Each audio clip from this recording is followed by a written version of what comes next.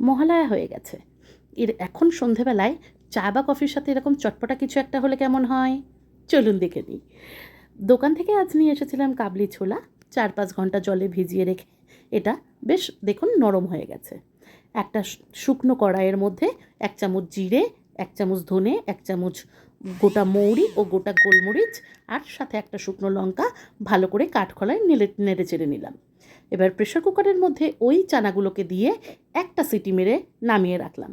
ওই মশলাগুলোকে মিক্সির মধ্যে দিয়ে গুঁড়ো করে নিলাম, আর ওই চানাগুলো ভেপারটা বার করে দিয়ে প্রেশার কুকার থেকে চানাগুলোকে জল ঝরিয়ে রাখলাম।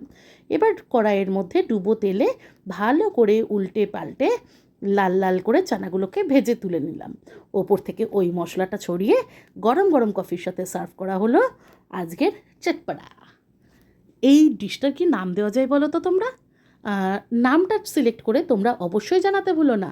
আর আমার এই চ্যানেলটাকে ভালো লাগলে অবশ্যই লাইক করো, সাবস্ক্রাইব করো আর শেয়ার করো। আজকের জন্য টাটা।